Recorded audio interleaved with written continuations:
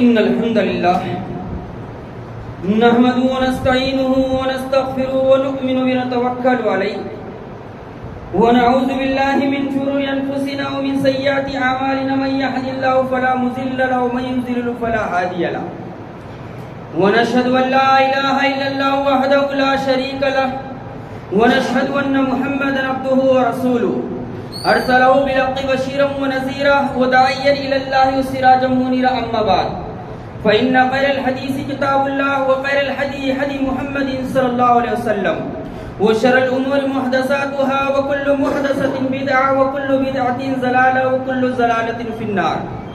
فأيها المسلمون قال الله تعالى في كتاب الكريم والفرقان الحكيم أعوذ بالله من الشيطان الرجيم بسم الله الرحمن الرحيم.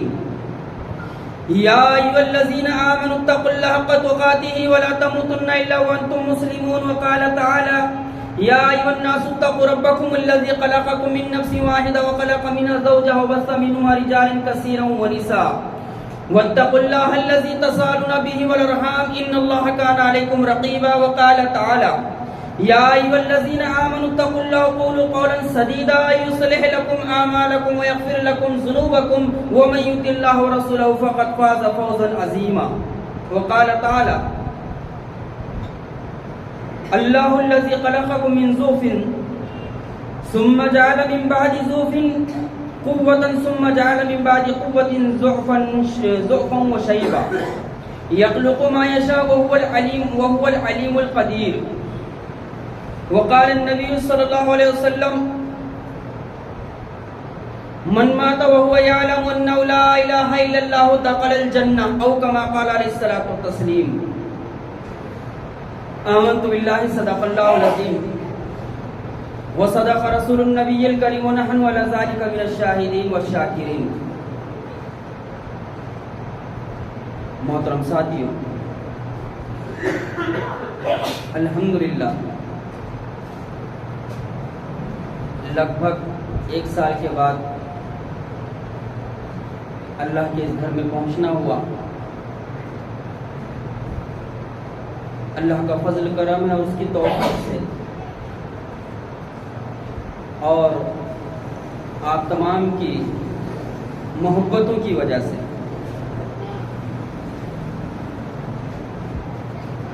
میرا عنوان آپ نے سنا، اسلام میں نوجوانوں کا کردار یا اسلام کا پیغام نوجوانوں کے نام. سب سے پہلی بات تو یہ یاد رکھیں کہ ہمارے نزدیک اسلام کے معنی کیا ہے. ہم اسلام سمجھتے کس کو ہیں، یہ سمجھنا بہت ضروری ہے. پھر آگے کی بات سمجھ میں آئے گی انشاءاللہ. ہم اسلام سمجھتے ہیں رمضان المبارک کا مہینہ آیا، کچھ نمازوں میں اضافہ کر لو، کچھ عبادتیں کر لو، رمضان ختم ہوا، اللہ اللہ خیر صلی اللہ. بقرعید کا موقع آیا، اللہ رب العالمین نے مال عطا کیا ہوا ہے، مال دیا ہوا ہے، بڑا سا جانور لے لو، قربانی دے دو اور چلتے پھرتے نظر آؤ. ہم اسی کو اسلام سمجھتے ہیں. اللہ نے اور زائد مال عطا کیا ہے. اللہ رب العالمین نے زیادہ وافر مقدار میں مال و متاع عطا کیا ہے، تو حج کو چلے جاؤ،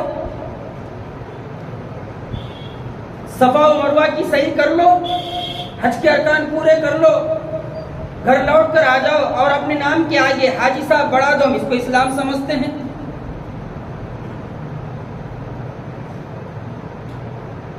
یا پھر ہم جمعے کو جمعے کے دن مسجد میں حاضری دینے کو اسلام سمجھتے ہیں. یہ چند عبادتیں ہیں جن کو ہم اسلام سمجھتے ہیں. آج مسلمانوں کی اکثریت ایسی ہے جن کے پاس اسلام کے نام پر رسمی دین بچا ہوا ہے. سوال یہ پیدا ہوتا ہے پھر اسلام کہتے کس کو ہے؟ اسلام کے معنی اور اسلام کی میننگ ہوتے کیا ہے؟ اپنے وقت کے بہت بڑے امام ہیں، انہوں نے اسلام کے معنی بیان فرمائے ہیں، ذرا غور سے سنیے۔ وہ کہتے ہیں اسلام یہ ہے کہ اپنی پوری زندگی کو، صرف نماز، روزے، زکوٰۃ، حج وغیرہ کو نہیں، اسلام یہ ہے کہ اپنی پوری زندگی کو سنت کی روشنی میں گزارا جائے۔ اسلام یہ ہے کہ اپنی پوری زندگی کو نبوی طریقے کے مطابق گزارا جائے، اس کا نام اسلام ہے۔ جب ہماری صبح ہو تو اسلام کے طریقے کے مطابق، ہماری دوپہر ہو تو اسلام کے طریقے کے مطابق، ہم شام کریں تو اسلام کے طریقے کے مطابق، ہماری رات ہو تو نبوی طریقے کے مطابق، ہم سونے جائیں تو نبی صلی اللہ علیہ وسلم نے جو طریقہ بتایا ہے اس طریقے کے مطابق اگر ہم سوئیں گے تو ہماری 24 گھنٹے کی جو زندگی ہے اگر وہ نبوی طریقے کے مطابق ہو جائے، نبی کی سنت کے مطابق ہو جائے تو یہ ہے اسلام، یہ اسلام ہے۔ چند عبادتوں کا نام اسلام نہیں ہے کہ انسان وقتی طور پر کچھ جوش میں آ جائے، جذبے میں آ جائے، اور کچھ عبادتیں جو ہے بجا لا لے، بجا لا لے۔ اسلام یہ ہے کہ ہمارا دن نکلے اللہ کے رسول صلی اللہ علیہ وسلم کے طریقے کے مطابق، تو ہماری شام ہو نبوی طریقے کے مطابق، اور جب مجھے اور آپ کو موت آئے تو یہ موت بھی جو ہے اسلام نبوی طریقے کے مطابق قرآن و سنت کی روشنی میں وہ موت ہو جس کے بارے میں اللہ رب العالمین نے یہ بات ارشاد فرمائی، وَاعْبُدْ رَبَّكَ حَتَّى يَأْتِيَكَ الْيَقِينُ۔ اللہ کی عبادت و بندگی کرو یہاں تک کہ تم کو موت آ جائے۔ اگر یہ رسمی دین ہوتا تو اللہ رب العالمین اپنی آخری کتاب میں یہ آیت نازل نہ فرماتا، وَاعْبُدْ رَبَّكَ حَتَّى يَأْتِيَكَ الْيَقِينُ۔ اے میرے بندو، مجھ کو مانتے ہو، میرے نبی کو مانتے ہو، اسلام کو مانتے ہو، قرآن کو مانتے ہو، تو تمہاری زندگی ایسے گزرنی چاہیے جیسے میں نے حکم دیا ہے، اور جو زندگی کا طریقہ میرے آخری نبی نے بتایا اور سمجھایا ہے، تو تمہاری زندگی مسلمان کی زندگی ہوگی، مومن کی زندگی ہوگی، اللہ کی فرما بردار کی زندگی ہوگی۔ اور جب تمہیں موت آئے گی تو تم کو ایمان کی حالت میں موت آئے گی، اور جب ایمان کی حالت میں موت آئے گی تو تمہارے لیے جنت انتظار کر رہی ہوگی۔ یہ اسلام ہے۔ اب اسلام کو مختصر طور پر سمجھنے کے بعد آئیے ذرا قرآن مجید نے بڑے ہی پیارے انداز میں دنیاوی زندگی کے مراحل کو بیان فرمایا ہے۔ دنیاوی زندگی کے مراحل کو بیان فرمایا ہے۔ اللہ رب العالمین اپنی آخری کتاب میں ارشاد فرماتا ہے سورۃ الروم میں آیت نمبر 54 میں،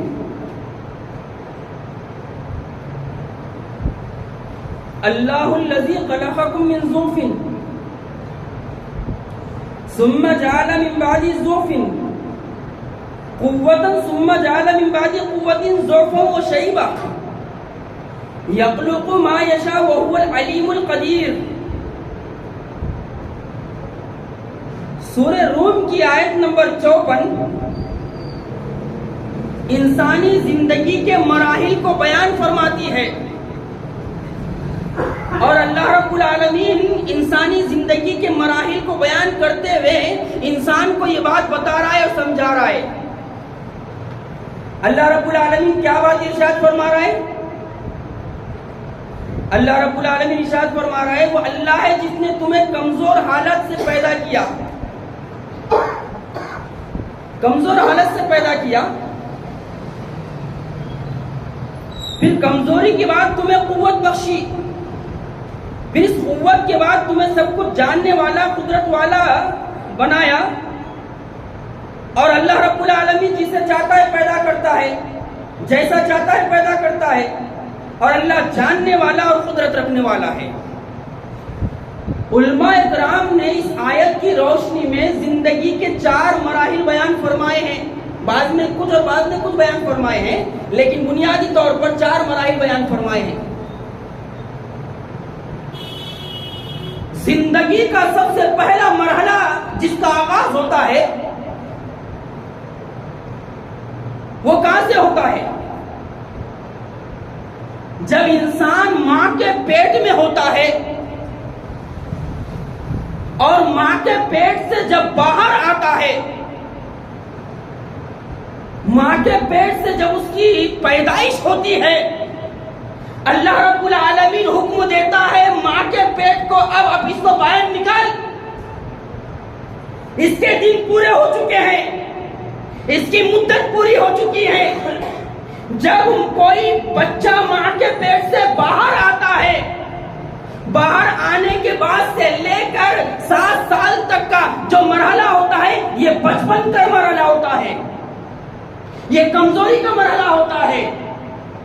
اور اس بات کو یاد رکھیے، 1 سال سے لے کر 7 سال کا وہ مرحلہ ہوتا ہے جس میں انسان اپنے طور پر نہ کھا سکتا ہے اچھے طریقے سے، نہ پی سکتا ہے، بہت ساری چیزوں کا انسان محتاج ہوتا ہے،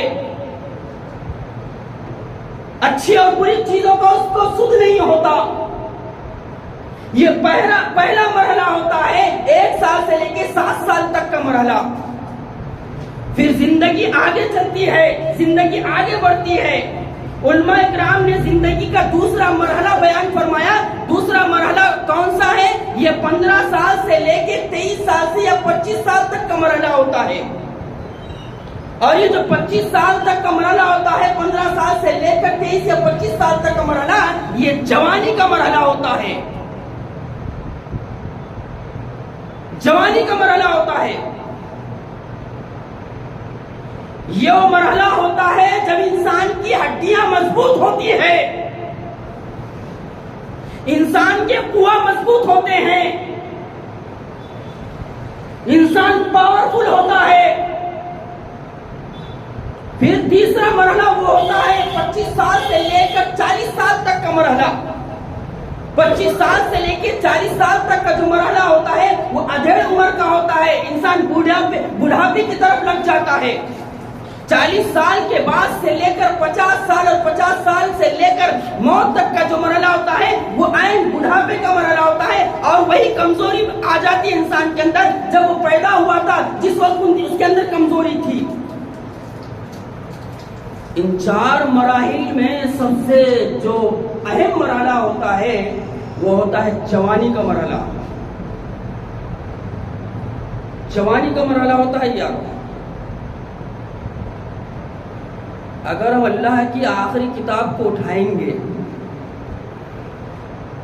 اور نبوی تعلیمات کو پڑھیں گے تو ہم کو پتہ یہ چلے گا کہ اللہ رب العالمین نے نوجوانوں کی اپنی آخری کتاب میں تعلیم بیان فرمائی ہے،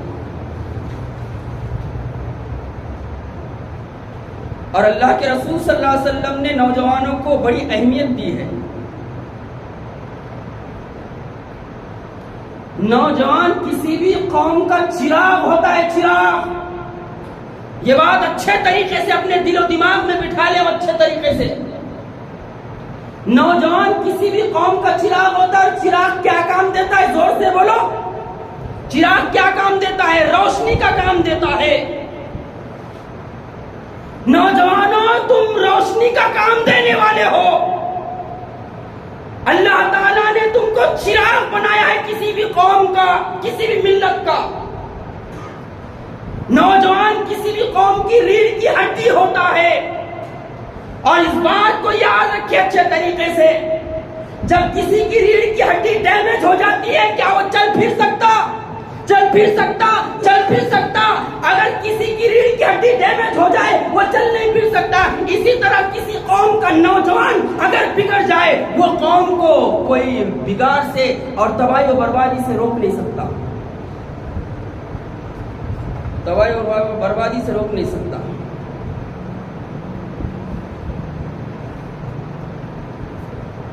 کتنی زیادہ اہمیت ہے نوجوانی کی۔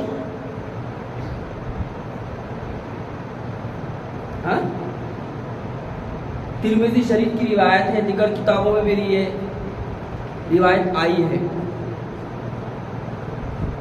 اللہ کے رسول صلی اللہ علیہ وسلم نے ارشاد فرمایا جب قیامت برپا ہوگی، حشر کا میدان ہوگا، حضرت آدم سے لے کے اس دنیا کا آخری انسان کھڑا ہوا ہوگا، اللہ کے رسول صلی اللہ علیہ وسلم نے ارشاد فرمایا ابن آدم کے قدم ہل نہیں سکیں گے جب تک وہ 5 سوال کے جواب نہ دے دے۔ ذرا غور سے سنیں اس حدیث کو اور اپنے دل و دماغ میں بٹھا دے۔ اگر ہم بیرا روی کی زندگی گزار رہے ہیں تو ہمیں چاہیے کہ اس حدیث کی روشنی میں ہم اپنی اصلاح کریں اور اپنے مرتبے اور مقام کو جاننے کی کوشش کریں کہ اللہ رب العالمین نے نوجوانوں کو کیا مرتبہ اور مقام عطا فرمایا ہے، اور آج ہماری نوجوان کدھر کدھر جا رہے ہیں، کدھر کدھر بھٹک رہے ہیں۔ اللہ خیر کرے۔ ان کو تو اسلام کا علمبردار بننا چاہیے تھا۔ آگے بتاؤں گا ابھی آپ کو۔ اللہ کے رسول صلی اللہ علیہ وسلم نے ارشاد فرمایا ابن آدم کے قدم اس وقت تک اپنی جگہ سے ہلیں گے نہیں، حرکت نہیں کریں گے جب تک وہ 5 سوال کے جواب نہ دے دے۔ پہلا سوال کیا ہوگا؟ اللہ رب العالمین سوال کرے گا۔ کیا سوال کرے گا یارو؟ پہلا سوال اللہ تعالیٰ کرے گا میرے بندے زندگی دی تھی کن کاموں میں بھلایا؟ میں نے تجھے زندگی عطا فرمائی تھی 20 سال کی، 30 سال کی، 40 سال کی، 50 سال کی، 60 سال کی، 70 سال کی، 80 سال کی۔ بتائی زندگی کو کہاں لگایا؟ اور پھر یاد رکھے جو رب زندگی دینے والا ہے اس نے زندگی کا مقصد بھی بیان فرمایا، الذی خلق الموت والحیات لیبلوکم ایکم احسن عملا۔ وہی اللہ ہے جس نے زندگی اور موت کو پیدا کیا۔ کیوں پیدا کیا ہے؟ اس لیے پیدا کیا جاننے کے لیے، ایگزام کے لیے کہ تم میں سے کون اچھا عمل کرتا ہے۔ یہ زندگی اللہ رب العالمین نے مجھے اور آپ کو عطا فرمائی ہے۔ یہ اللہ تلے اڑانے کے لیے نہیں ہے، بلکہ اس جوانی کو ضائع کرنے کے لیے نہیں ہے، بلکہ اللہ رب العالمین نے یہ جو زندگی دی ہے اس کے بارے میں اللہ رب العالمین کل قیامت کے دن ہم میں سے ہر ایک کو سوال پوچھے گا۔ اور کیا پوچھے گا؟ میں نے زندگی دی تھی، بتا کن کاموں میں بھلایا؟ غور و فکر کرے ذرا۔ 24 گھنٹے کہاں گزر رہے ہیں ہمارے؟ کہاں لگ رہے ہیں؟ انجوائے کرنے کے لیے زندگی دی اللہ نے؟ خالی مال کمانے کے لیے زندگی دی اللہ نے؟ وقت ضائع کرنے کے لیے زندگی دی ہے؟ الذی خلق الموت والحیات لیبلوکم ایکم احسن عملا۔ اللہ نے زندگی دی ہے، اس کا مقصد بھی بیان فرمایا ہے۔ پہلا سوال اللہ رب العالمین ابن آدم سے کرے گا، پوری زندگی کے بارے میں حساب کتاب دے۔ دوسرا سوال کیا کرے گا؟ ذرا غور سے سنیے۔ دوسرا سوال کرے گا میں نے جوانی دی تھی، حالانکہ پوری زندگی میں جوانی بھی آ گئی تھی، لیکن اللہ رب العالمین الگ سے جوانی کا سوال کرے گا۔ میں نے تجھ کو جوانی دی تھی جس وقت تیرے اندر پاور تھا، تیرے اندر قوت تھی، تیرے اندر جو ہے کچھ کر گزرنے کی طاقت اور قوت تھی، لیکن تو نے کیا کیا؟ یہ جو جوانی ہم نے دی تھی اس جوانی کو تو نے کہاں بھلایا؟ دیکھیے الگ سے جوانی کا اللہ تعالیٰ سوال کرے گا۔ اس سے پتا چلتا ہے کہ جوانی کی کتنی زیادہ اہمیت ہے۔ اور یارو جوانی وہ مرحلہ ہوتا ہے زندگی کا جس کے ذریعے سے انسان اپنے حصے میں خیر اور شر دونوں جمع کرتا ہے۔ جوانی زندگی کا وہ مرحلہ ہوتا ہے جس کے ذریعے سے انسان اپنے حصے میں خیر اور شر دونوں جمع کرتا ہے، دونوں جمع کرتا ہے۔ یہ اگر انسان اس جوانی کے استعمال صحیح کرے جو اللہ رب العالمین نے عطا فرمائی ہے تو اپنے حصے میں خیر جمع کر سکتا ہے، اور یہی خیر اس کو دنیا اور آخرت میں کامیابی و کامرانی سے ہمکنار کرے گا۔ لیکن اگر اسی جوانی کو انسان اللہ تلے گزار دے، شیطان کے بہکاوے میں آ کر اس جوانی کو ضائع کر دے، تو یہی جوانی اپنی جوانی کے حصے میں انسان اپنے کیا کرے گا؟ شر کو جمع کرے گا، شر کو جمع کرے گا۔ اللہ کے رسول صلی اللہ علیہ وسلم نے بھی نوجوانوں کو بڑی اہمیت دی ہے، بڑی اہمیت دی ہے نوجوانوں کو بھی۔ اور قرآن مجید اگر ہم اٹھائیں گے تو قرآن مجید میں نوجوانوں کا ذکر ہے۔ کبھی میرے اور آپ کے دل میں ایسا خیال آیا کبھی کہ میرے اور آپ کے جانے کے بعد کوئی ہمارا ذکر خیر سے بھی کرے، خیر سے کرے؟ نبی صلی اللہ علیہ وسلم کی سیرت اٹھا کر دیکھ لو، نبی صلی اللہ علیہ وسلم کی سیرت اٹھا کر دیکھ لو، آپ پر ایمان لانے والوں کی اکثریت نوجوانوں پر مشتمل تھی۔ حضرت ابوبکر صدیق رضی اللہ تعالیٰ عنہ کو دیکھ لو، آپ سے 2.5 سال چھوٹے ہیں۔ حضرت عمر فاروق رضی اللہ تعالیٰ عنہ کو دیکھ لو، لگ بھگ 32 سال کی عمر میں ایمان لائے۔ حضرت عثمان غنی کو دیکھ لو، ان کی بھی عمر وہی ہے۔ حضرت علی بن ابی طالب کو دیکھ لو، ان کی عمر کیا تھی۔ حضرت عبداللہ ذو البجادین کی عمر دیکھ لو، حضرت ابو ہریرہ کی عمر دیکھ لو جو یمن کے رہنے والے تھے، ایمان لائے 13 سال کی عمر تھی۔ عبداللہ ذو البجادین کی عمر 17 سال کی تھی۔ زبیر ابن عوام کی عمر کو دیکھ لو، خالد ابن ولید کی عمر کو دیکھ لو۔ اگر آپ اللہ کے رسول صلی اللہ علیہ وسلم کی سیرت کو دیکھیں گے اور آپ پر ایمان لانے والے جیالے لوگوں کو دیکھیں گے، صحابہ اکرام کو دیکھیں گے، تو اکثریت ایسی تھی جو کم عمر تھی اور نوجوان تھی، اور انہی نوجوانوں نے جب اسلام کو قبول کیا، اسلام کے دائرے میں آئے، اللہ کے رسول کی رسالت کو قبول کیا، پھر اس دنیا پر انہوں نے اس طرح جو ہے سربلندی عطا کی اور اپنی جوانی کو اس طرح جو ہے اللہ اس کے رسول کے حکم کے مطابق گزارا کہ اللہ تعالیٰ نے ان کو اپنے وعدے کے مطابق اس دنیا کے سردار بنایا کہ نہیں بنایا؟ بنایا۔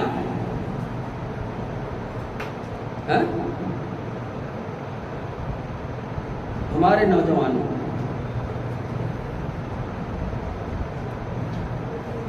راتیں کالی کر رہے ہیں،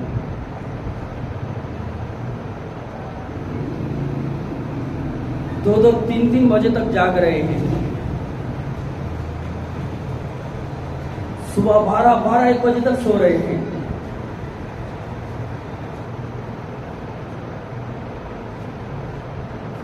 صبح 12-1 بجے تک سو رہے ہیں۔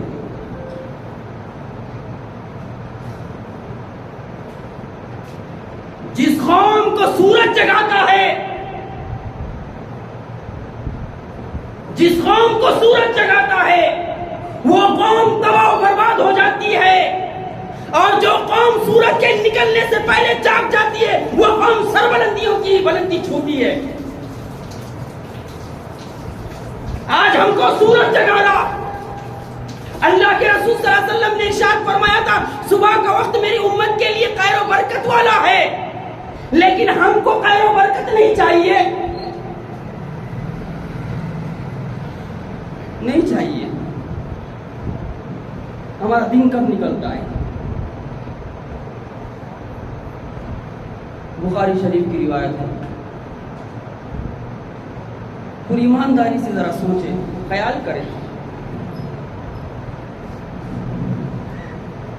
اللہ نے ہمیں کیا نہیں دے رکھا ہے؟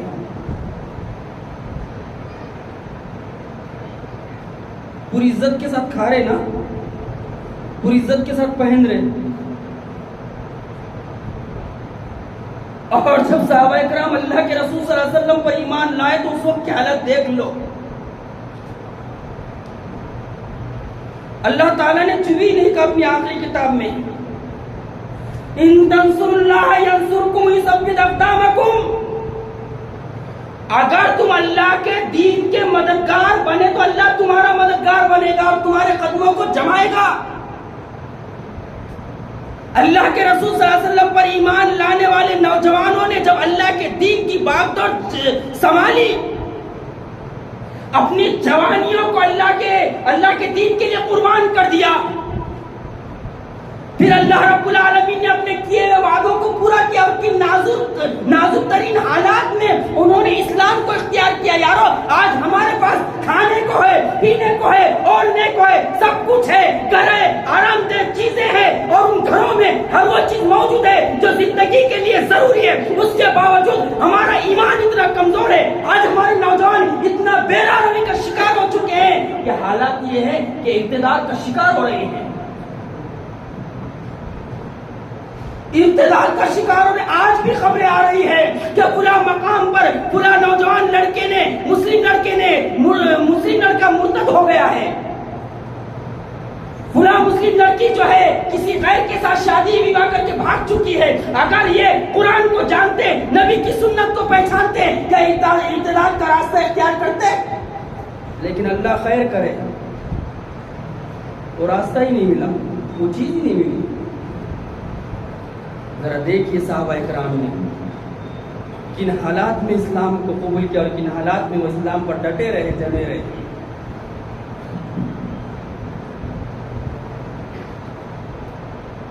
اللہ کے رسول صلی اللہ علیہ وسلم فجر کی نماز پڑھ کر بیٹھے ہیں،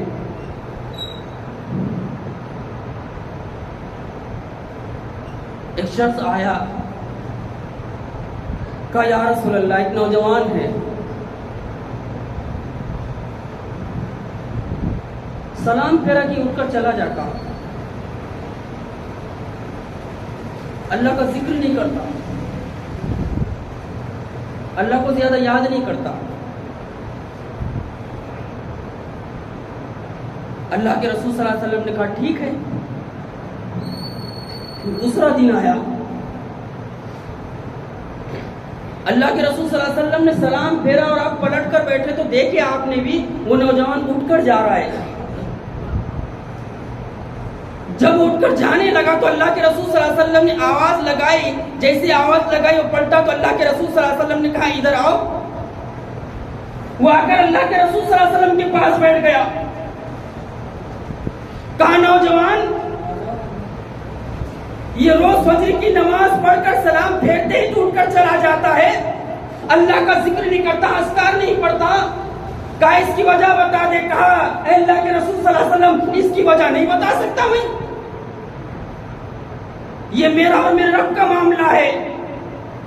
اللہ کے رسول صلی اللہ علیہ وسلم نے فرمایا بے شک یہ تیرے رب کا اور تیرا معاملہ ہے، لیکن تیرے ساتھی بدگمان ہو رہے ہیں. بتا دے وجہ کیوں سلام پھیر کر جاتا ہے، کیوں اللہ کا ذکر نہیں کرتا. آج نوجوانوں کی تعداد ایسی ہے، اکثریت ایسی ہے نوجوانوں کی، پہلے تو نماز کو نہیں آتے اور نماز کو آئے تو سلام پھیر کر ایسا جاتے ہیں جیسے بچھو نے کاٹ لیا،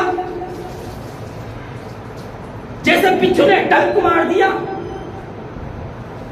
اور باہر جا کے گھنٹوں گفتگو کریں گے. اللہ خیر کرے. بس کہ یا رسول اللہ، بتانا نہیں چاہتا تھا پھر بھی میں بتا دیتا ہوں. کہ یا رسول اللہ میرا نیا نکاح ہوا ہے، میرا نیا نکاح ہوا ہے.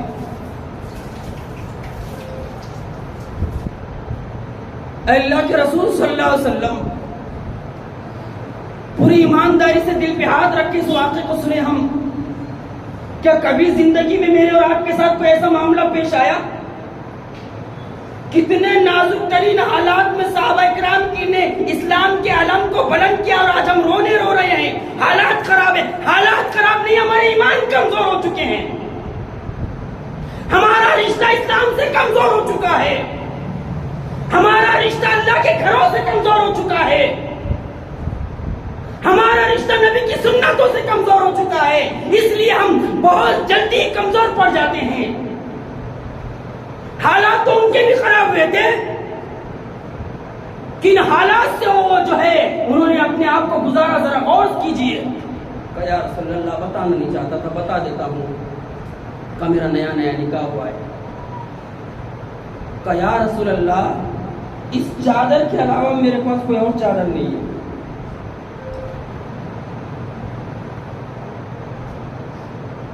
اس چادر کے علاوہ میرے پاس کوئی چادر نہیں ہے.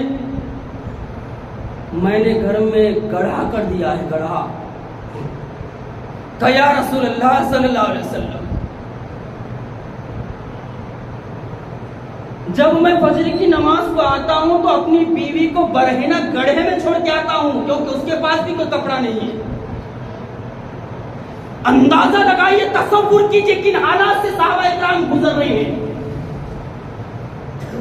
پوری ایمانداری سے مجھے بولیے ہم میں سے کوئی ایسا ہے جو کبھی پوری زندگی میں ایسی حالت سے گزرا ہوگا ایک دن کے واسطے؟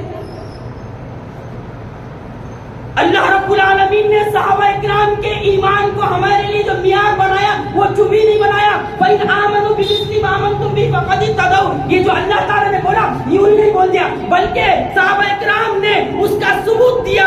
اللہ تعالیٰ کی رضا کی خاطر اپنا سب کچھ قربان کر دیا.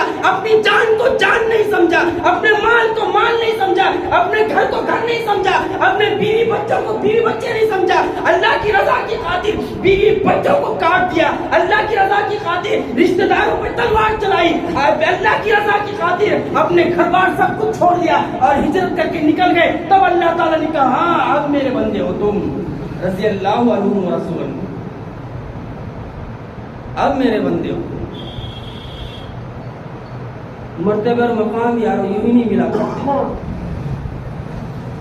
کہا یا رسول اللہ جب میں فجر کی نماز کو آتا ہوں اپنی بیوی کو گڑھے میں برہنہ بٹھا دیتا ہوں اور میں سلام پھیر کر اس لیے چلا جاتا ہوں جلدی سے، یا رسول اللہ میری بیوی کو نماز پڑھنا ہوتی ہے، گڑھے میں چھوڑ کر آتا ہوں، مجھے کہیں میری بیوی کو کہیں تکلیف نہ ہو اس لیے میں سلام پھیرتے چلا جاتا ہوں. اور جب میں گھر کو جاتا ہوں تو اس گڑھے میں برہنہ بیٹھ جاتا ہوں اور اس تہبند کو پہن کر میری بیوی نماز پڑھتی ہے. یہ نوجوان تھے جو اللہ کے رسول صلی اللہ علیہ وسلم پر ایمان لائے تھے، جن کی آنکھیں جھکی ہوئی، جن کے قدم توحید پر جمے ہوئے، جن کے ارادے آسمان سے باتیں کرتے تھے. گھوڑے کو ایڑ لگاتے اس وقت تک خاموش نہیں بیٹھتے جب تک فتح حاصل نہیں ہو جاتی. اسی لیے اللہ کے رسول صلی اللہ علیہ وسلم نے اپنی سیرت کے ذریعے سے اور اپنی احادیث کے ذریعے سے ایسے نوجوانوں کی تعریف بیان فرمائی ہے. اور آپ دیکھیں گے اللہ کے رسول صلی اللہ علیہ وسلم پر ایمان لانے والوں کی اکثریت جو ہے نوجوانوں کی تھی، نوجوانوں کی تھی. اور کیسے عجیب نوجوان تھے. دیکھو حضرت ابوبکر صدیق بیٹھے ہوئے ہیں رضی اللہ عنہ، بیچ میں سرور کائنات حضرت محمد صلی اللہ علیہ وسلم بیٹھے ہوئے ہیں اور بازو میں 13 سال کے حضرت ابو ہریرہ رضی اللہ تعالیٰ عنہ بیٹھے ہوئے ہیں. دودھ آیا، کسی نے دودھ لایا، محمد رسول اللہ بھی بھوکے، ابوبکر صدیق یار غار بھی بھوکے، اور 13 سال کے ابو ہریرہ بھی بھوکے جو یمن کے رہنے والے ہیں. 13 سال کی عمر ہے. جب اللہ کے رسول صلی اللہ علیہ وسلم کو دودھ پیش کیا گیا تو فتن ہدیتن، تو اللہ کے رسول صلی اللہ علیہ وسلم نے حضرت ابو ہریرہ سے پوچھا اے ابو ہریرہ یہ دودھ ابو بکر کو دے دوں؟ آپ نے دودھ پیا، اللہ کے رسول صلی اللہ علیہ وسلم نے دودھ پیا اور دودھ پینے کے بعد حضرت ابو ہریرہ سے کہا اے ابو ہریرہ یہ دودھ ابو بکر کو دوں؟ کہا یا رسول اللہ نہیں، میں پیوں گا، میں پیوں گا. 13 سال کے ابو ہریرہ کی ذہنیت کا اندازہ لگائیے. پھر قرآن مجید کی اس آیت کو سمجھیے، قل ان کنتم تحبون اللہ فاتبعونی یحببکم اللہ ویغفر لکم ذنوبکم. اگر تم اللہ سے محبت کا دعویٰ کرتے ہو تو نبی کی اتباع کرو، تو اللہ تم سے محبت کرے گا اور تمہارے گناہوں کو بخشے گا۔ اللہ کے رسول نے دودھ نوش فرمایا اور حضرت ابو ہریرہ رضی اللہ تعالیٰ عنہ سے پوچھ رہے جن کی عمر 13 سال کی ہے، اے ابو ہریرہ یہ دودھ کا پیالہ ابو بکر کو دے دوں؟ تو حضرت ابو ہریرہ کہے یا رسول اللہ نہیں، یہ دودھ کا پیالہ میں ہی پیوں گا۔ اللہ کے رسول نے حضرت ابو ہریرہ کو دودھ کا پیالہ دیا اور پینے کے بعد اللہ کے رسول صلی اللہ علیہ وسلم نے کہا اے ابو ہریرہ کیوں انکار کر دیے؟ عجیب لوگ تھے، دیکھو کہا ابو ہریرہ ابو بکر کو دینے سے کیوں انکار کر دیے؟ تو یار غار ہے میرا۔ کہا یا رسول اللہ انکار اس لیے کر دیا کہ اس دودھ کے پیالے پر آپ کے ہونٹ لگے ہوئے ہیں، میں یہ چاہتا تھا کہ آپ کے ہونٹ جہاں لگے ہوئے وہاں پر ہونٹ لگا کر دودھ پیوں تاکہ آپ کا لعاب میرے لعاب میں مل جائے اور اللہ تعالیٰ مجھے بخش دے۔ اور یہی ابو ہریرہ رضی اللہ تعالیٰ عنہ ہے جن کا اصل نام بہت ساروں کو پتہ بھی نہیں ہے۔ یہ اللہ کے رسول صلی اللہ علیہ وسلم کی خدمت میں 24 گھنٹے رہا کرتے تھے۔ اللہ رب العالمین نے یہ مرتبہ اور مقام دیا، اور آج ایسے بھی ناپکار اور ناہنجار پیدا ہو گئے ہیں جو صحابہ کرام پر لعن و طعن بھی کرتے ہیں۔ علی مرزا انجینئر جیسے بدبخت پیدا ہو گئے ہیں اس معاشرے سماج میں۔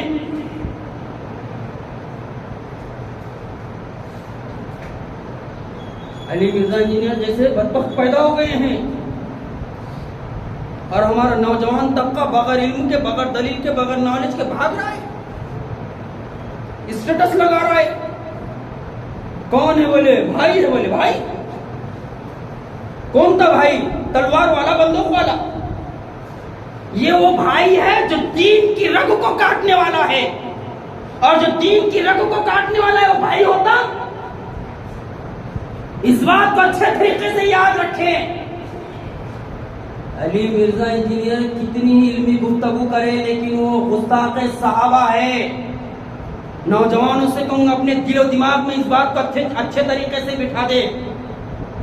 اور میرے نبی نے فرمایا تھا، بخاری شریف کی روایت ہے، لا تسبوا اصحابی، میرے صحابہ کو برا نہ کہو، میرے صحابہ کو برا نہ کہو، چاہے وہ ابو بکر صدیق ہو، عمر فاروق ہو، عثمان غنی ہو، علی بن ابی طالب ہو، ابو ہریرہ ہو، عبداللہ ابن مسعود ہو، خالد ابن ولید ہو، حضرت معاویہ رضی اللہ تعالیٰ عنہ ہو، رضی اللہ تعالیٰ عنہ اجمعین۔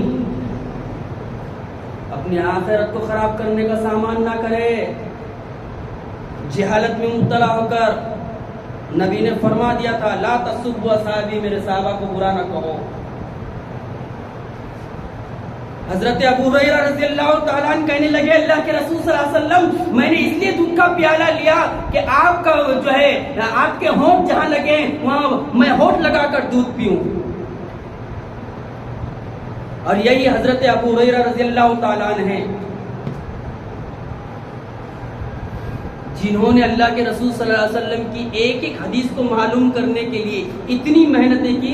اللہ تعالیٰ نے صلہ یہ دیا کہ پورے صحابہ میں سب سے زیادہ حدیثوں کو یاد کرنے والے کون؟ تو حضرت ابو ہریرہ رضی اللہ تعالیٰ عنہ، جن کا اصل نام تھا عبد الرحمن بن صخر رضی اللہ تعالیٰ عنہ۔ لیکن اللہ کے رسول صلی اللہ علیہ وسلم نے جو لقب دیا تھا، ایک مرتبہ بلی سے کھیل رہے تھے، اللہ کے رسول صلی اللہ علیہ وسلم نے فرمایا تھا یا ابا ہر، اے بلی والے، تو اصل نام غائب ہو گیا اور نام کیا پڑ گیا؟ ابو ہریرہ بلی والے۔ یہ نوجوانوں کا وہ گروپ تھا، یہ نوجوانوں کی وہ جماعت تھی جنہوں نے اسلام کے علم کو بلند کیا۔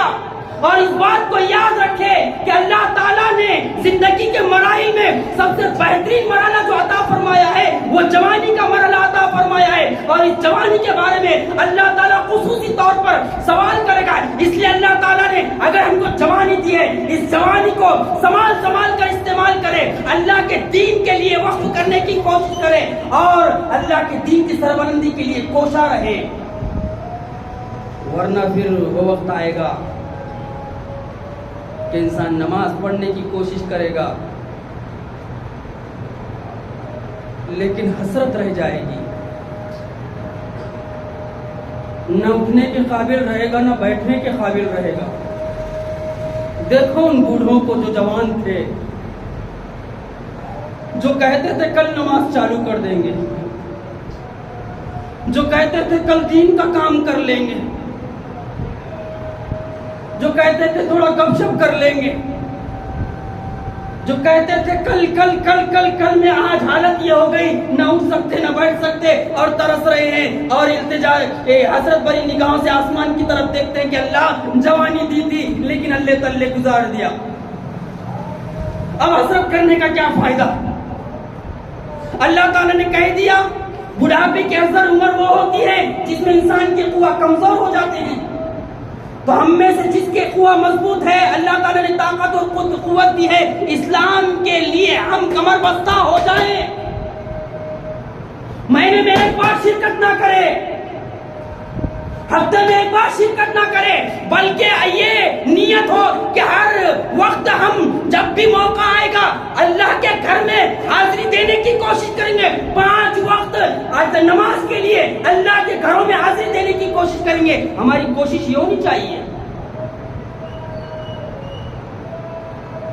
سن 8 ہجری ہے، مکہ فتح ہو گیا، خالد ابن ولید مکہ چھوڑ کے بھاگ گئے، مکہ چھوڑ کے بھاگ گئے۔ خالد ابن ولید کے پاس ان کے بھائی کا خط پہنچا،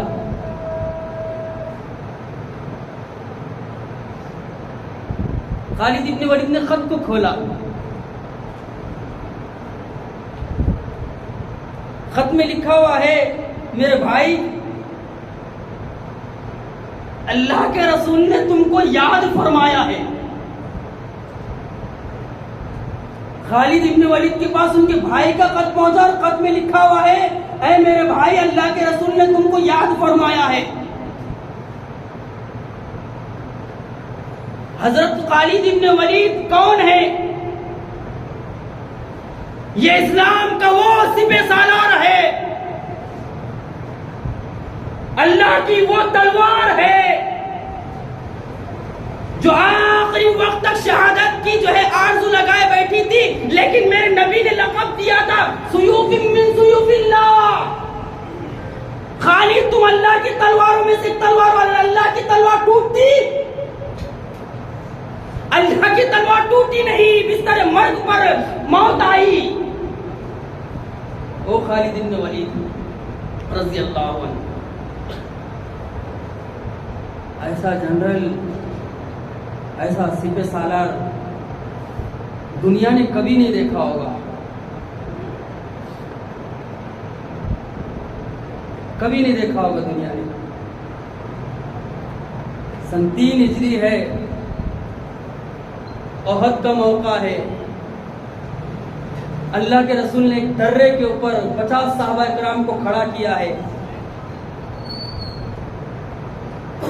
جب مشرکوں پر مسلمان بھاری پڑے، چند ایک لوگوں کے علاوہ سارے درے کے لوگوں نے درہ چھوڑ دیا، صحابہ کرام نے درہ چھوڑ دیا اور کہا کہ اللہ کے رسول کا حکم جنگ کے دوران تھا، جنگ ختم ہو گئی۔ خالد ابن ولید یہ جا رہے ہیں اپنے دستے کے ساتھ، نوجوانوں ہمیں بھی ایسے زیرت بننے کی ضرورت ہے، اندھے بہرے بن کے، لنگڑے لولے بن کے کسی کے اوپر بھی نہ پڑو، کسی کی بھی بات کو آنکھ بند کر کے نہ مانو، پوچھو دلیل کیا ہے۔ علی مرزا کہتا ہے کہ صحابہ کرام کی کمیوں کو بیان کیا گیا، بے وقوف اللہ تعالیٰ جو چاہتا ہے کرتا ہے، اللہ کی شان نرالی ہے، واللہ علی کل شیء قدیر، اللہ ہر چیز پر قدرت رکھنے والا ہے، تو کس کھیت کی ملی ہے؟ اور وہی اللہ اپنی آخری کتاب میں بیان فرما رہا ہے، سورۃ توبہ میں آیت نمبر 100 میں یہ بات ارشاد فرمائی کہ ہم نے اے محمد صلی اللہ علیہ وسلم تیرے ساتھیوں کے دل کا امتحان لیا ہے، ظاہر کا نہیں باطن کا امتحان لیا ہے۔ اور جب ہم نے صحابہ کرام کے دلوں کا امتحان لیا، ان کے باطن کا امتحان لیا، تو 100 میں سے 100 نمبر ملے. کتنے ملے؟ صحابہ کرام کو 100 میں سے 100 نمبر ملے. ظاہر کا نہیں، باطن کا امتحان لیا اللہ نے. یہ وہ گروہ تھا، یہ جماعت تھی. خالد ابن ولید نے دیکھ لیا درہ خالی ہے، دستے کو ایڑ لگائے اور کہنے لگے ہے درہ خالی ہے. پیچھے سے جا کے حملہ کیا، پیچھے سے جا کے حملہ کیا. جیتی ہوئی جنگ کا رخ جو ہے ہار میں تبدیل ہو گیا، حالانکہ ہار بھی نہیں. دیکھتے ہی دیکھتے بھگدڑ مچ گئی. اسی جنگ میں افواہ اڑ گئی کہ نعوذ باللہ من ذالک اللہ کے رسول صلی اللہ علیہ وسلم شہید کر دیے گئے. صحابہ کرام کے ہاتھوں سے تلواریں چھوٹ گئی. ارے جن کے لیے ہم لڑ رہے تھے وہی نہیں ہے تو پھر کیا فائدہ لڑنے کا. یہ وہ خالد ابن ولید ہے. 8 ہجری میں مکہ فتح ہوا، بھاگ کھڑے ہوئے. بھائی نے خط لکھا، میرے بھائی خالد، اللہ کے رسول صلی اللہ علیہ وسلم نے تمہیں یاد فرمایا ہے اور کہہ رہے ہیں خالد ابن ولید کیسا ہے. جیسے ہی حضرت خالد ابن ولید کے پاس خط پہنچا بھائی کا، عثمان ابن طلحہ کو کہا، اے عثمان، میرا دل محمد صلی اللہ علیہ وسلم کی طرف کھینچے جا رہا ہے، چل میرے ساتھ چلے گا، اللہ کے رسول کو مل کر آتے ہیں، آپ نے مجھے یاد فرمایا ہے. عثمان ابن طلحہ نکلے، خالد ابن ولید نکلے، راستے میں عمر ابن العاص ملے اور تینوں مل کر آ رہے ہیں. عمر ابن العاص ظاہر نہیں کر رہے کیونکہ وہ بھی ابھی اسلام نہیں لائے. باتوں باتوں میں کہہ دیا، اے خالد ابن ولید کدھر جا رہے ہو؟ کہنے لگے خالد ابن ولید اللہ کے رسول کے پاس جا رہا ہوں. کہا کیوں جا رہے ہو؟ کہا میرا دل اللہ کے رسول کے پاس کھینچے چلا جاتا ہے. عمر ابن العاص نے کہا میری بھی کیفیت یہی ہے، میری بھی کیفیت یہی ہے. بتانا کیا مقصد ہے؟ بتانا یہ مقصد ہے کہ اسلام کی تاریخ کا دھارا موڑنے والے تاریخ کے نوجوان تھے. ذرا صحابہ کرام کی زندگیاں دیکھ لو. ہم نیک کام کرنے سے پہلے 32 بار سوچتے، 50 بار خیال آتا، 100 بار اماں روکتے. ہاں، معاشرے اور سماج کا ڈر خوف لگا ہوا رہتا. اچھا کچھ تم اکیلے کیا کریں گے؟ انہیں اکیلے پورے گاؤں میں فتنے پھیلاتا اور اکیلے کیا کریں گے؟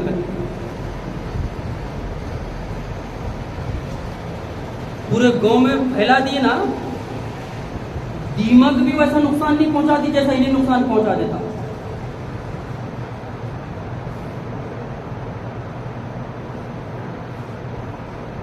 پورے گھرانے میں بولے دیکھو یہ سے بولے دڑیل بولے، ابو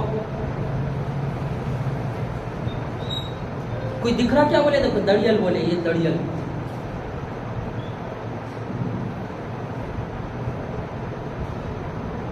اچھا کوئی اس کو دیکھو تو بولے وہ کھلا مسجد میں جا رہا، بولے اس کے پائجامے دیکھو، بولے پاچھا دیکھو، بولے کہاں تو اٹھا لایا. بولے اتنی اونچی شلوار تو ہماری گڈو پہن رہی. بولے ابا گڈو کے کپڑوں کا تو پوچھو مت. ہائے ہائے،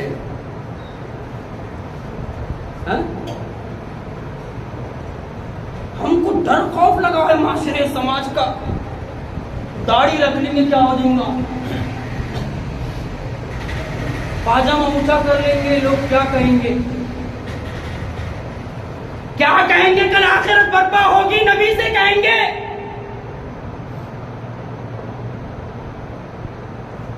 اے ہمارے نبی آپ نے حکم دیا تھا داڑھی رکھنے کا، ہم نے داڑھی رکھ لی، یہ لوگوں نے مذاق اڑایا، وہ جامع کوثر سے محروم ہو جائیں گے.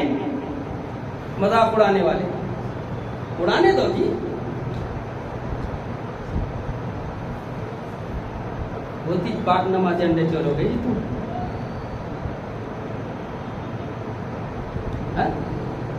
اتنے نمازہ نہیں پڑھنا.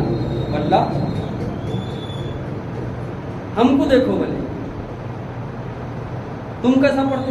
جمعہ جمعہ جمعہ جمعہ جمعہ جمعہ جمعہ جمعہ جمعہ جمعہ.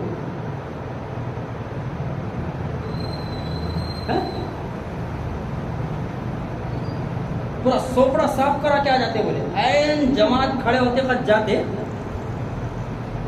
کوے کی جیسے 2 ٹھونگے مارتے. کوا کے ساتھ کہیں بول کے کہیں ٹھونگے مارتا.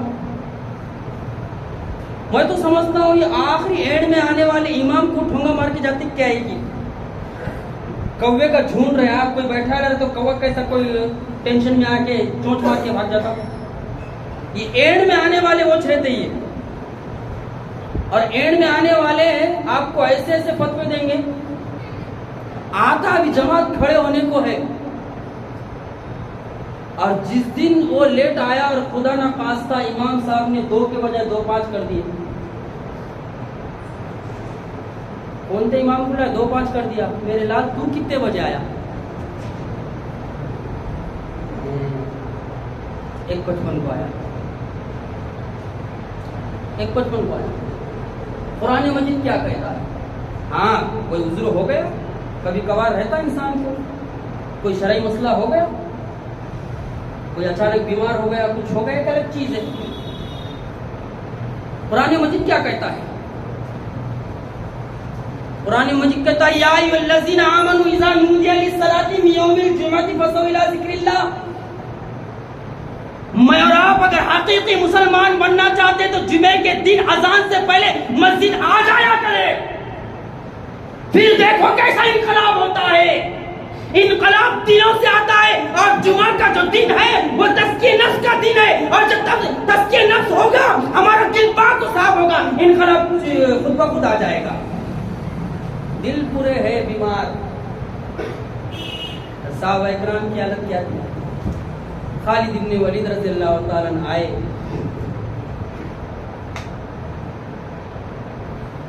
اللہ کے رسول صلی اللہ علیہ وسلم بیٹھے ہوئے ہیں. اللہ کے رسول صلی اللہ علیہ وسلم نے خالد ابن ولید کو دیکھا, مسکرایا,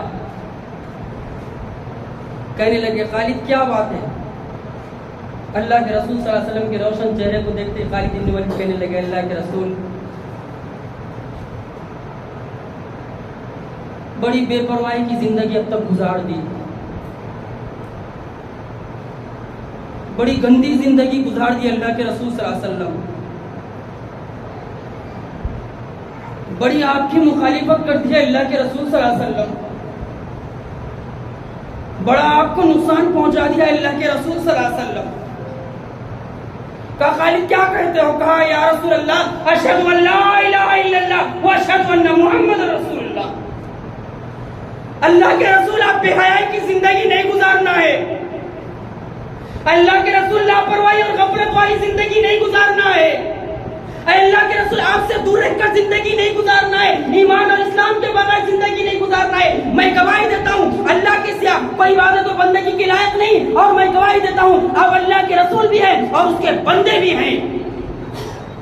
یہ اسلام کا سپہ سالار جب اسلام میں داخل ہوتا ہے, ذرا حالت دیکھیے, ذرا ولولہ دیکھیے, ذرا جوش دیکھیے. یہ تاریخ کے نوجوان ہیں, یہ نوجوان صحابہ اکرام ہیں جن کی تعریف اللہ کے رسول نے بیان فرمائی ہے, جن کی تعریف اللہ کی آخری کتاب نے بیان فرمائی ہے. خالد ابن ولید جب 8 ہجری میں اسلام میں داخل ہوتے ہیں تو وہ موقع بھی آیا. کون سا موقع آیا؟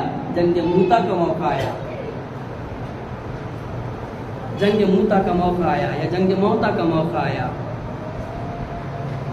اللہ کے رسول صلی اللہ علیہ وسلم مدینہ منورہ میں بیٹھے ہوئے ہیں. دیکھو اسلام نے نوجوانوں کو کیا مرتبہ اور مقام دیا ہے. جنگ شروع ہوئی, رومی لشکر کتنا؟ رومی لشکر کتنا؟ 2 لاکھ کا. روم کا لشکر کتنا؟ 2 لاکھ کا. ہوا میں فائرنگ نہیں ہے, یہ تاریخ میں ہوا ہے, یہ تاریخ میں ہوا ہے. ایسا صحابہ اکرام نے کر کے بتایا ہے. رومی لشکر 2 لاکھ کا اور مسلمانوں کا لشکر 3000 کا. آٹے میں نمک کے برابر بھی نہیں. اللہ کے رسول صلی اللہ علیہ وسلم مدینہ منورہ میں بیٹھے والے لشکر روم کو لڑنے کے لیے جا رہا ہے، 3000 صحابہ کرام کا لشکر ہے، لیکن دیکھیے اس لشکر میں اکثریت نوجوانوں کی ہے، جوش ہے، ولولہ ہے، اور اصل طاقت ہے توحید کی، اصل طاقت ہے وحدانیت کے اللہ کی، اور اصل طاقت ہے ایمان کی، اصل طاقت ہے اسلام کی، اور اصل محبت ہے اللہ اس کے رسول کی۔ یہی محبت تھی جس نے ان کے اندر جوش ولولہ پیدا کر دیا تھا۔ اور اس بات کو یاد رکھیں، اگر ہم اپنے کام میں بھی جوش لانا چاہتے، اپنی توحید کو مضبوط کریں، اپنی صفوں کو مضبوط کریں، اپنے اندر اتحاد پیدا کریں، اپنے اندر اتفاق پیدا کریں، ایک گروہ سے ہمارا تعلق ہے، ایک جماعت سے ہمارا تعلق ہے، ہمارے تعلقات اتنے مضبوط ہونا چاہیے کہ سامنے والا دیکھ کر رشک کرے اور انگلیاں ملتا رہ جائے۔ ان کو تو کوئی نہیں توڑ سکتا۔ وَاعْتَصِمُوا بِحَبْلِ اللَّهِ جَمِيعًا وَلَا تَفَرَّقُوا، یہ کب ہوگا؟ جب ہم قرآن و سنت کو مضبوطی کے ساتھ تھامے رہیں گے، تب ہوگا یہ۔ اللہ کے رسول صلی اللہ علیہ وسلم نے ارشاد فرمایا مدینہ منورہ میں بیٹھ کے کہ فلاں کو شہید کر دیا گیا، اب جھنڈا جعفر طیار کے پاس ہے، رضی اللہ تعالیٰ عنہ کے پاس ہے۔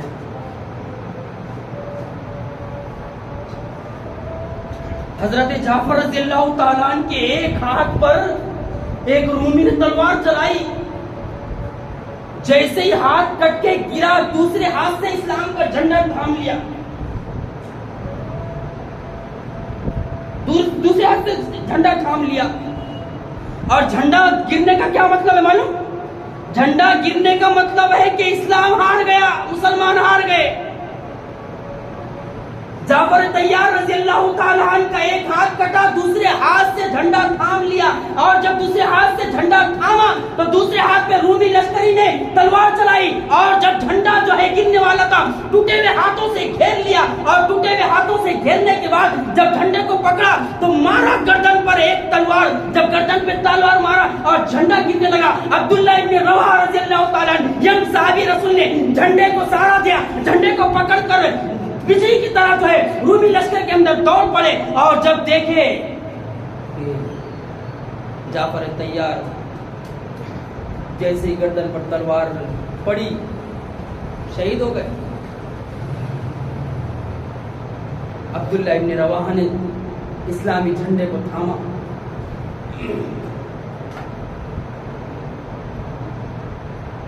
عبداللہ ابن رواحہ رضی اللہ تعالیٰ عنہ لڑتے لڑتے شہید ہو گئے۔ ایک بزرگ صحابی نے دیکھا کہ رومیوں کا لشکر مسلمانوں پہ بھاری پڑ رہا ہے، مسلمان پریشان نظر آ رہے ہیں جنگ موتا میں، تو آواز لگائی ہے مسلمانوں، یہ کون سے صحابی ہے؟ بزرگ بدری صحابی ہے۔ کہا مسلمانوں تمہارا سپہ سالار اس جنگ میں جو ہے میں خالد ابن ولید کو بناتا ہوں۔ خالد ابن ولید کہنے لگے جنگ کے دوران، ارے آپ بدری ہیں، آپ بزرگ ہیں۔ وہ صحابی رسول کہنے لگے میں بزرگ ہوں، میں بدری ہوں، لیکن تم نوجوان ہو، یہ جھنڈا اسلام کا میں تمہارے ہاتھ میں دیتا ہوں۔ سارے صحابہ کرام نے لبیک کہا، ٹھیک ہے خالد ابن ولید جھنڈا سنبھال دو۔ اور جب سیوف من سیوف اللہ نے اسلام کا جھنڈا سنبھالا، ذرا ان کی عقل دیکھو، ان کی دور اندیشی دیکھو۔ خالد ابن ولید نے کہا اپنے لشکریوں کو پیچھے سرک جاؤ، اور پیچھے سرک کر دھول اڑاؤ، دھول۔ لشکر کے ایک حصے کو پیچھے سرکا دیا اور کہا تم دور جا کے دھول اڑاؤ، اچھی دھول اڑاؤ۔ جیسے دھول اڑنے لگی اور لوگ دکھائی نہیں دینے لگے تو رومی لشکر میں ہیبت طاری ہو گئی کہ مسلمانوں کے لیے کمک آ گئی، مدد آ گئی۔ 2 لاکھ کا لشکر پیچھے ہٹنے لگا خالد ابن ولید کی جو ہے ذہانت کی وجہ سے۔ خالد ابن ولید نے کہا پیچھے سرک کر خوب دھول اڑاؤ تاکہ ان کو ایسا لگے کمک آ رہی ہے، مدد آ رہی ہے اہل ایمان کو۔ اور دیکھتے دیکھتے رومی لشکر کر پیچھے ہٹا اور خالد بن ولید نے اپنے وہ لشکر کو جو ہے خطرے سے نکال کر لے کر چلے گئے اور دوسرے دن آ کر پھر وہ چھکے چھڑائے کہ تاریخ گواہ ہے یہ خالد بن ولید رضی اللہ عنہ. دیکھیے وقت ہو گیا ہے، بات ادھوری ہے، موضوع ایسا ہے کہ بہت ساری چیزیں رکھنی پڑتی ہے. میں یہ کہوں گا کہ اللہ رب العالمین نے نوجوانوں کو بڑی اہمیت دی ہے، اللہ کے رسول صلی اللہ علیہ وسلم نے بڑی اہمیت دی ہے. نوجوانوں آج اسلام کو تمہاری ضرورت ہے، خواب غفلت سے جاگنا ہوگا. اسلام دشمنوں کی نگاہیں نوجوانوں کے اوپر ہے، نوجوانوں کو ہر طرح کے فتنوں میں مبتلا کرنے کی کوششیں ہو رہی ہیں. اور ذرا دیکھ لو کہ جب فتنے برپا ہوتے ہیں تو انسان کمزور نہیں پڑتا، اہل ایمان کمزور نہیں پڑتے بلکہ فتنوں کا مقابلہ کرتے ہیں. آخری واقعہ سن لو بس کہ اگر فتنے رونما ہو معاشرے اور سماج میں تو ہمارے بزرگوں کی تاریخ موجود ہے، کس طرح ہمارے بزرگوں نے فتنوں کا مقابلہ کیا اور ڈرے نہیں، گھبرائے نہیں، بلکہ پورے ہوشیاری کے ساتھ، پوری عقل مندی کے ساتھ فتنوں کا مقابلہ کیا. یہ کون ہے؟ امام احمد بن حنبل رحمۃ اللہ علیہ ہے. امام احمد بن حنبل رحمۃ اللہ علیہ ہے. امام احمد بن حنبل کے دور میں معتزلہ نے یہ فتنہ کھڑا کر دیا. کون سا فتنہ کھڑا کیا؟ خلق قرآن کا فتنہ کھڑا کیا یارو. امام احمد بن حنبل رحمۃ اللہ علیہ بغداد میں رہا کرتے تھے اور اس وقت جو ہے مسلمانوں کا حکمراں، مسلمانوں کا امیر کون تھا؟ مامون رشید تھا. حالانکہ علم دوست انسان تھا، عالم تھا، اس کے باوجود معتزلہ کے بہکاوے میں آ گیا اور اس نے حکومت کے طور پر، حکومت کے زور کے طور پر یہ بات پھیلائی معاشرے اور سماج میں کہ قرآن مجید جو ہے کلام اللہ نہیں بلکہ قرآن مجید اللہ کی مخلوق ہے. امام احمد بن حنبل کا مسکن بغداد ہے، علم کا مرکز بھی ہے. امام احمد بن حنبل بیٹھے ہوئے ہیں، ان کے ساتھ 3 اور علماء کرام بیٹھے ہوئے ہیں اور بقیہ تمام یہ ماننے کے لیے مجبور ہو گئے ہیں کہ قرآن مجید جو ہے یہ اللہ کا کلام نہیں ہے، اللہ کی مخلوق ہے، اللہ کی مخلوق ہے. احمد بن حنبل رحمۃ اللہ علیہ کے پاس بات پہنچی، ہم بھی فتنوں کا ڈٹ کر مقابلہ کریں، دلائل اور براہین کے ساتھ مقابلہ کرے، کمزور پڑنے کی کوشش نہ کرے.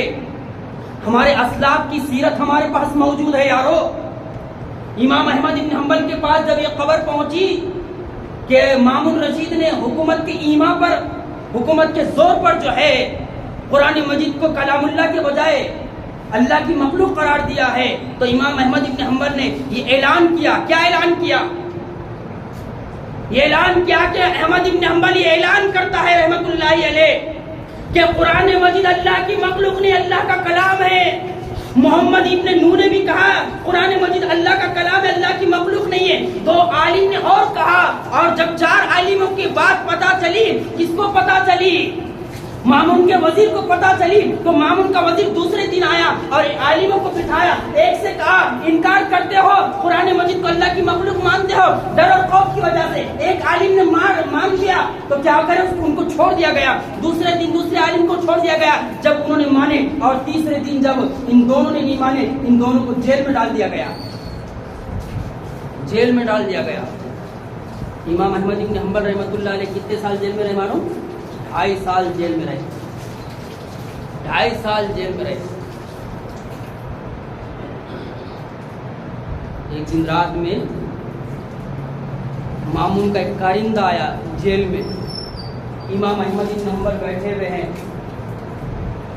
اور ان کے ساتھ وہ دوسرے عالم بیٹھے ہوئے ہیں.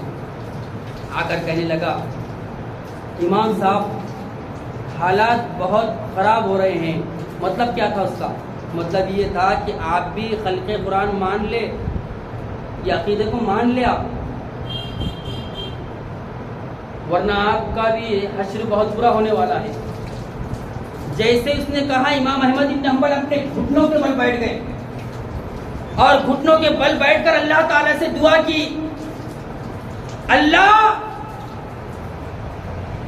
اگر میں حق پر ہوں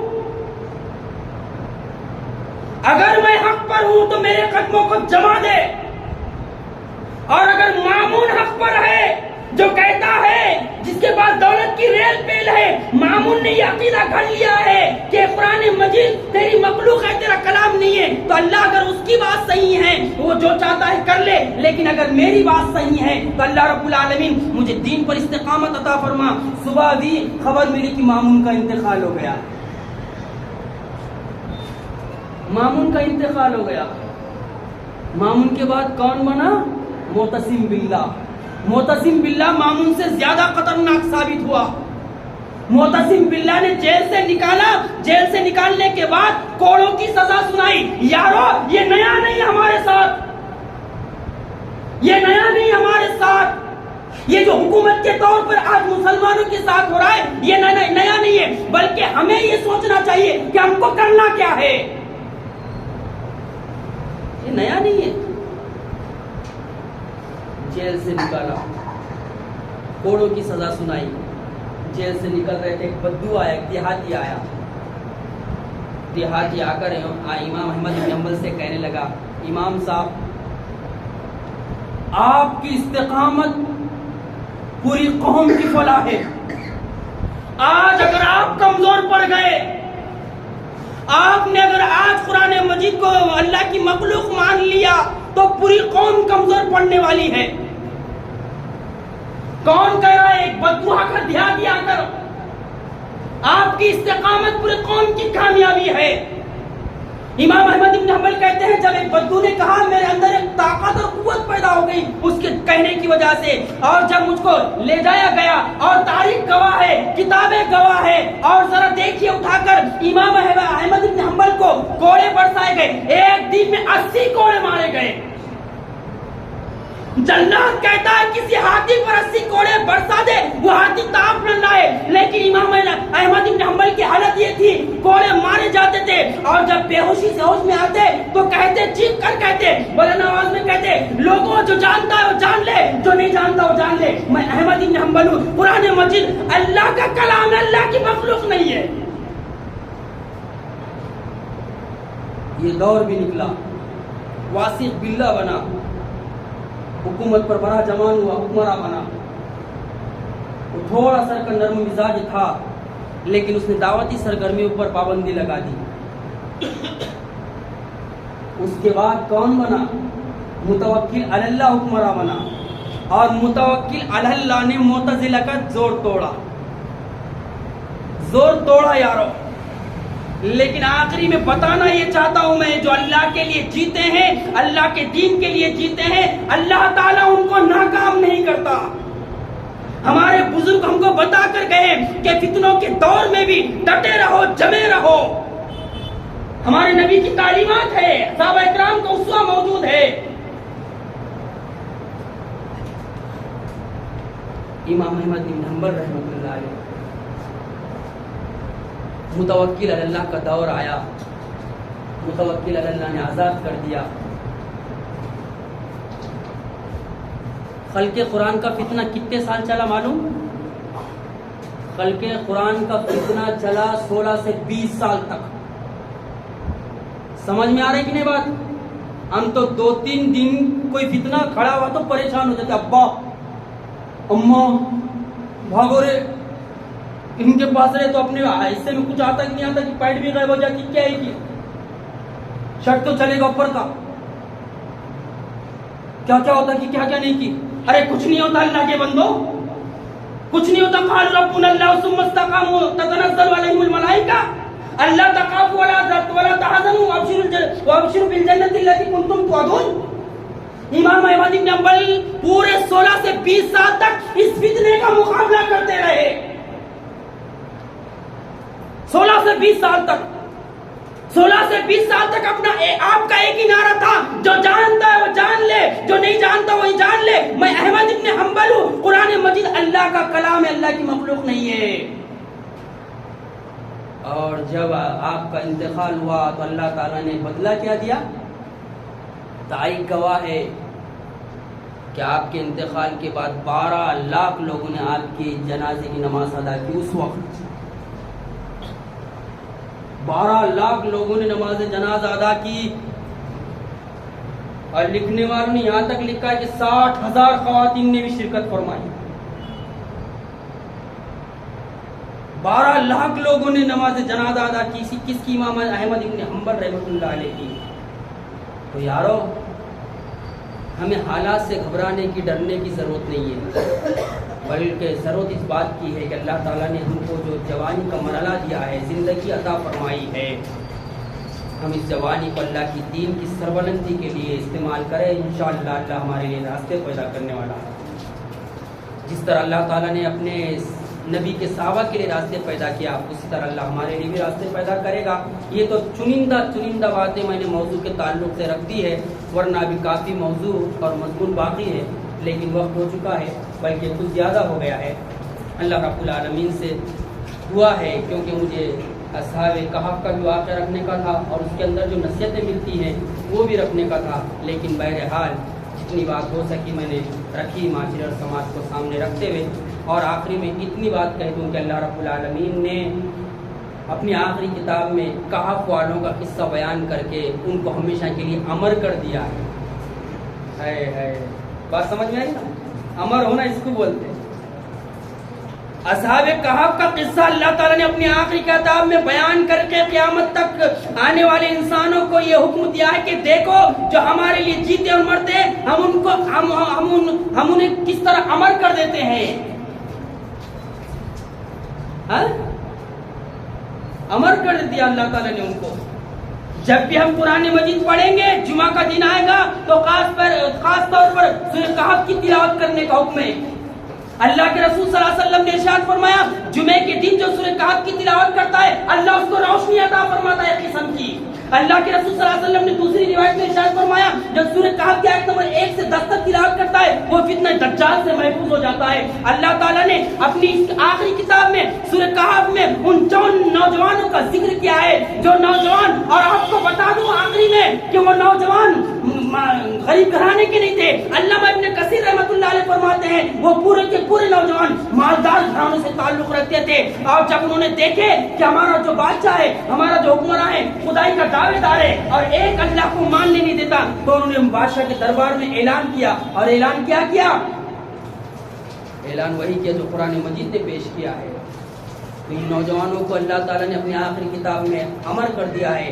میں اور آپ چاہتے ہیں کہ اللہ رب العالمین ہمارے مرنے کے بعد بھی ہمارا ذکر باقی رکھے، تو ہمیں چاہیے کہ اپنی جوانیوں کو اللہ کی عبادت و بندگی میں لگائے، نبی صلی اللہ علیہ وسلم کے طریقے میں لگائے، اور اس کے ساتھ ساتھ نبی کی سنتوں کو زندہ کرنے میں لگائے، اللہ کے گھروں میں حاضری دے۔ اللہ رب العالمین سے دعا ہے کہ اللہ رب العالمین جس اخلاص کے ساتھ میں نے باتیں رکھی ہے، اسی اخلاص کے ساتھ یہاں بیٹھے ہوئے تمام بزرگوں نوجوانوں کو سمجھنے کی توفیق عطا فرمائے۔ رب العالمین تجھ سے دعا ہے کہ اس مسجد کو پوری پرلی کے لیے توحید کا مرکز بنا دے۔ رب العالمین یہاں بیٹھے ہوئے اہل توحید کے اندر جو ہے رب العالمین وہ جذبہ اور وہ ولولہ پیدا فرما جو پڑھنے والے کے مسلمانوں کے پاس تھا۔ اللہ رب العالمین ہمیں اسی طرح بار بار تیری کتاب کو جاننے، تیرے دین کو جاننے کی توفیق عطا فرمائے۔ اللہ تعالیٰ سے دعا ہے کہ اللہ رب العالمین ہمیں دین میں ترقی عطا فرمائے، بار بار اپنے گھروں میں جمع ہو کر اپنی کتاب کو پڑھنے اور سمجھنے کی توفیق عطا فرمائے۔